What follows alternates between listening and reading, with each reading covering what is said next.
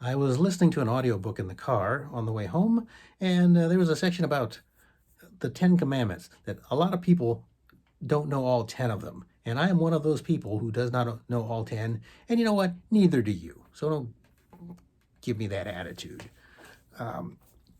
Anyway, I looked them up on the Wikipedia because it's my understanding that as long if you can manage to not commit any, basically you got to get all 10 of them right, and then you can get into heaven. So that's what I'm going for. We'll go down the checklist and see how I'm doing. Yeah, here we go.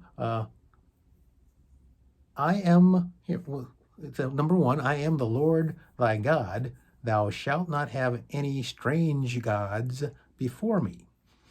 Now, I've never heard that language, strange gods. Really, aren't all gods kind of strange? But this seems like there's a lot of insecurity. Hey, I am the Lord thy God. Not those people, not those strange gods. Stay away from the B list gods, the C list gods. You hang with the big guy. Because apparently people don't know, and you got to tell them in a commandment. Number two, thou shalt not take the Lord thy God in vain, or the name of the Lord thy God. And this is my understanding. When I was a kid, people used to get mad if I said "God damn it" or "Jesus Christ" with an exclamation point involved. That was very difficult for a lot of people. It made people mad. So don't do that.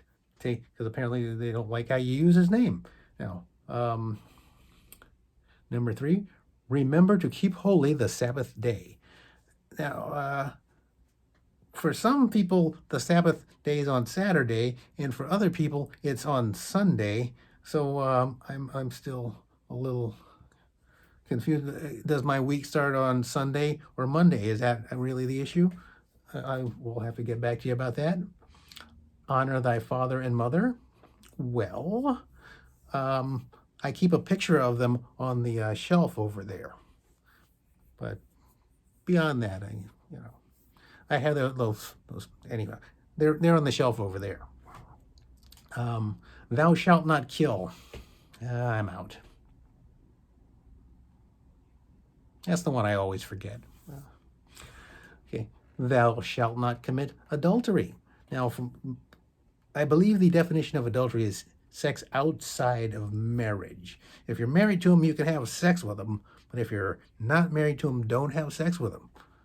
So I'm trying to avoid the adultery. But on April 18th, the party is on. Thou shalt not steal. Now, this was a pretty strong commandment, so strong they actually made a law out of it. Pretty much everywhere, you're not allowed to steal. So don't do that. And was there more? Hi, kitty cat, get off my mouse.